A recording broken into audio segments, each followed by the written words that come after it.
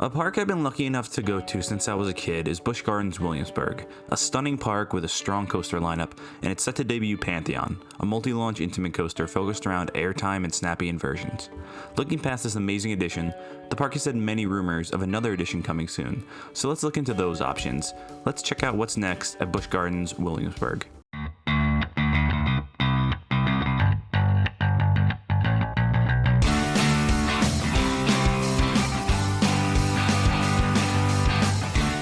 First things first, where's this new coaster going to go in the park with dense trees, a river, and a hilly terrain? Well, the old Dragonflyer plot is still open in the back of the park, and it makes by far the most sense for a new major coaster addition. The land area is about 580 feet by 520 feet, and it could fit in most large-scale additions. There's room to expand towards the river and past the train tracks if necessary for something even bigger. Now, the big rumor from last year or so was that there was a planned intimate shuttle launch spike coaster set for this plot. Not just any spike either, this would have topped 300 feet. Since then, the rumors have really calmed down significantly, and personally I'm kinda glad. It just doesn't seem like the best fit for a park that already has 2 shuttle launch coasters. I'd much rather something that diversifies the lineup more and provides a different experience than just a shuttle coaster with a couple elements and a massive giga spike. Before we look into what is a better fit, let's check out the existing lineup to see what holes might exist. The top is headlined by Pantheon, as mentioned earlier, and 3 massive B&Ms. You have Apollo's Chariot, which is the first B&M Hyper, Alpengeist, which is the world's tallest full-circuit inverted coaster, and Griffin, a 205-foot dive machine. Then there's Invader, a small GCI wooden or hybrid coaster depending on how you look at it, and Verbolten, an indoor-outdoor mix of a multi-launch coaster that features some great theming and a drop track. Rounding out the lineup is Loch Ness Monster, a classic Arrow looping coaster that is 43 years old and features the world's only interlocking loops. Then you have Tempesto or Premier Skyrocket 2, and Grover's Alpine Express, a kiddie coaster by Zierer.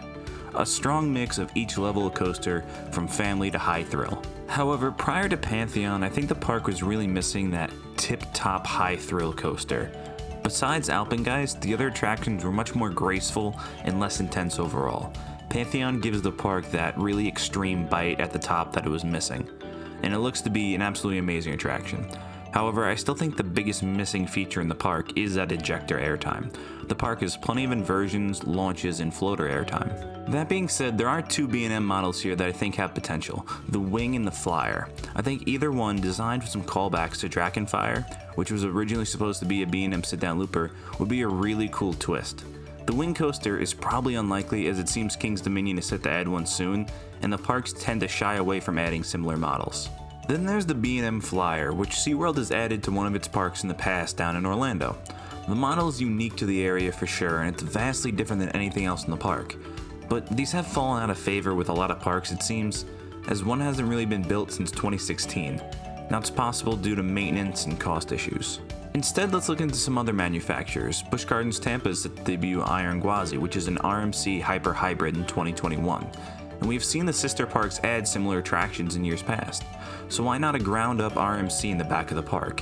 Now, it's true that Twisted Timbers is close by, but a larger scale attraction closer to that 200-foot mark is very marketable either way, and a quality ride is a quality ride.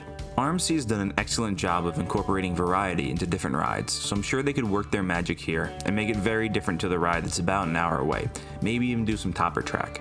The other RMC option is a Raptor model, which is very different, which is probably a little bit small for the area, but as these grow in popularity and we see larger scale versions built in bigger parks, it really wouldn't be too surprising to me. Not to mention, it supplies plenty of ejector and it's a really unique ride experience. Another single rail option that's now being offered is by Intamin, and if Pantheon's debut goes as well as expected, it wouldn't be too surprising to see them go back to Intamin for another edition.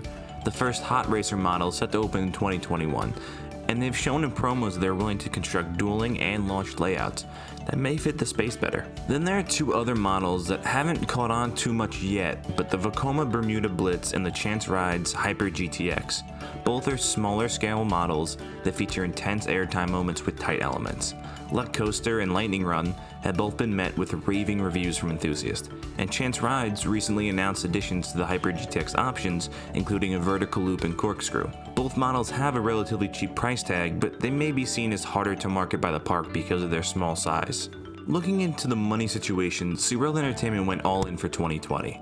adding major investments to every single park, including Busch Gardens Williamsburg, and it's probably felt the effects of the pandemic worse than any other park chain. Now, they've even struggled to pay the construction costs for these new coasters. Now, this could lead to a break in additions for the next year or two or longer, and a focus on smaller investments while the parks try to return to that pre-2020 profit margin. The two B&M models run between 20 and 30 million US dollars, and I think they're kind of outside the current budget range for the park in my opinion. The RMCs could be much more financially viable, as Zadra at Energylandia cost under a reported 16 million US dollars, and the Raptors, while their price hasn't been revealed, it's rumored to cost between the 11 to maybe 17 million number as well. Intamin's first hot racer is part of a massive $30 million renovation to a park that includes another smaller coaster, so I'm guessing it cost under 20 million US dollars.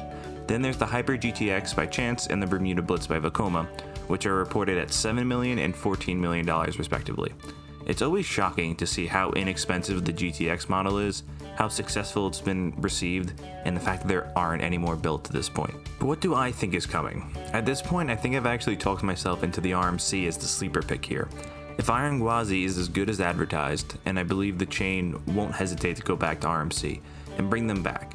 However, I think the timeline is the real guessing game here. I don't think we see another Busch Gardens coaster till probably 2024, and that's maybe 2023 if they pull in a massive travel boom season in 2022 and 2021. Now, I think a ground-up RMC hybrid, or even a topper track, would really offer that high-end thrills and eject airtime that's really only being supplied from Pantheon at this moment. That being said, Twisted Timbers being so close is also a real factor here, and if RMC can't distinguish these rides enough, my second guess is probably the B&M Flyer a couple years down the road. Something similar to Manta down in Orlando could be a very real possibility, even if the cost is much higher than those other options on the market. But hey, maybe they shock the world and they add something completely random like a Vekoma Flyer or an SNS Axis model. This is easily one of the biggest toss-ups I've had so far here, as this chain really isn't afraid to bring in any manufacturer and install unique and new attractions. I could easily see any of these coming depending on the rebound financially the park has. Now, what do you think this park should add next, and when should we expect to see it?